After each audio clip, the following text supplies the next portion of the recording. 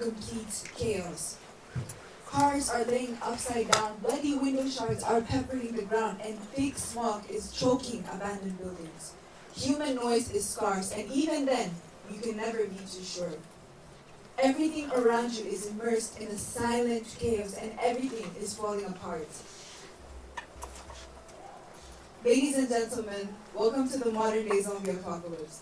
Every last one of you is a survivor. The world we live in today seems to be spiraling out of control. Murderers shoved under the rugs, rapists are roaming freely in the streets, and silent genocides are occurring in almost every corner of the world. It is getting real. But luckily for you, the divine and esteemed manifestations of our orbiting rock have got you completely covered with my handy guide. Class is in session. My name is Miss Noreen, and today I'm going to be taking you through the infamous Zombie Apocalypse Guide, a modern-day guidebook to surviving any apocalypse thrown your way. Take out your notebooks, take out your pens. You're going to need to pay attention. Now, let's jump right in. What makes a good guide? Really, what is it about a good tour guide, and what makes what they tell you so memorable? Is it their super cool uniform or their fancy badges? Who knows? But what I do know is that in times like this, you don't need fancy badges, statistics. You need instructions. What to do, what not to do, and how to avoid any zombie or predator coming your way. Some of you are going to walk out of this hall today thinking that this was a complete waste of your 25 shillings, and that I'm probably the worst guide you've ever had. But to the possibly small percentile of you, mostly women, who believe that what I'm saying might come in handy, this class is for you. Now, step 1. Don't talk to strangers. Pretty reasonable, no? You'd be shocked to discover how many young individuals' lives were literally wrenched from their own hands simply because they can't uphold this simple rule. A 6-year-old Ukrainian girl was abducted from a gas station this year on August 28th. Isn't that insane? Elisabetta was just one out of millions who were taken from their families. Who's to say you or your kid aren't next? Step 2. Be mindful of what you wear, especially at night. Creeps, drug addicts, and all sorts of eager monsters lurk in the dark shadows of the night. Who knows what will happen to you in your miniskirt? The world is a very dangerous place, and you must always be on edge and on toes, armed with your pepper spray and will to live. But you can forget that second one at home. Not that it's much help anyways. We are at war. Nobody cares about your loving family and siblings. Wake up! Oh my God. Okay. Now, while we're on the topic, let's go through your emergency escape backpack. What you need, what to carry in your backpack, and what you can forget in between your couch cushions. Essentials: wallet, phone, lip gloss, mints, house keys, pepper spray, a change of shoes in case you can't run in heels, by the way, a dagger, and some pills, because sometimes the first attack is never enough, and you never, ever want to end up in a sticky situation without a plan B, do you? You know what? Scrap that. Bring a katana, a makeshift abortion.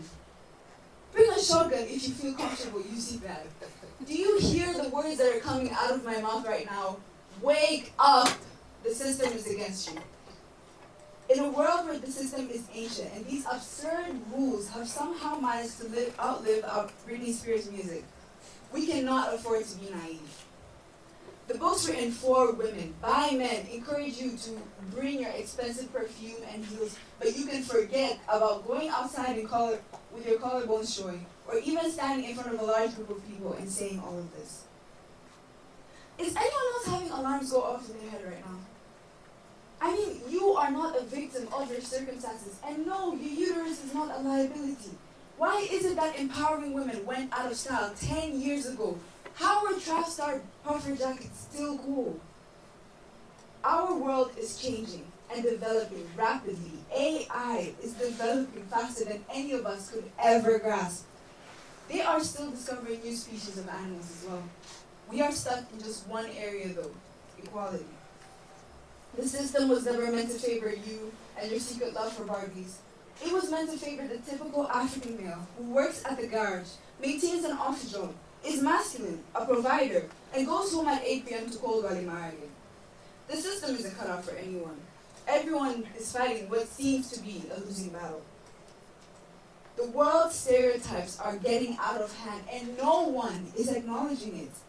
The system isn't built for you, or me, or the 14-year-old boy whose mom forced him to come to this event in the first place. It's not built to favor the 56-year-old standard male accountant, and it's definitely not built to favor the 21-year-old woman in college pursuing a career in STEM.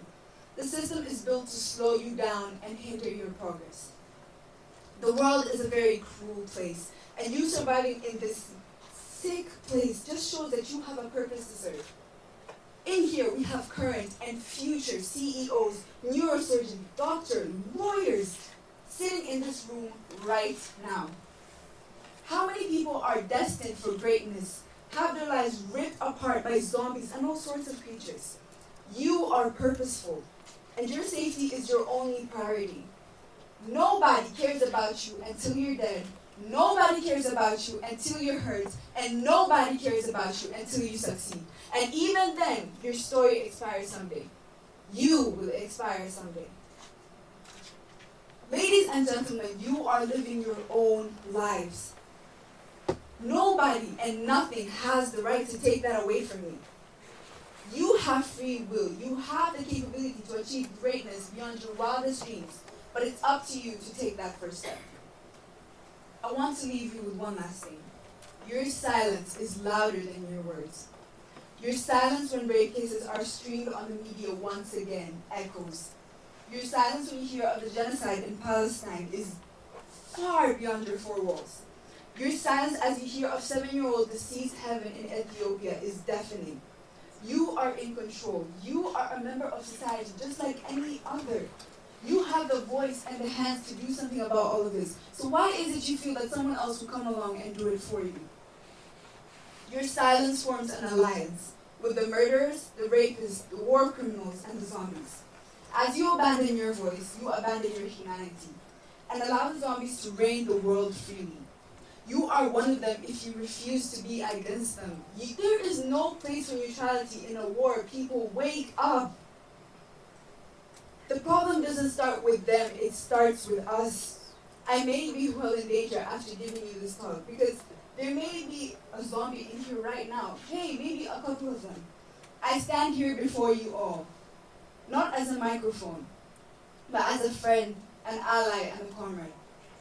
I hold my hand out to you all, asking, begging you that we no longer stay silent in fear of turning into targets for the despicable, but that we fight against them so our world can regain orbit, so that your kids and future grandchildren don't have to live in a world where they must carry Plan Bs in their purses.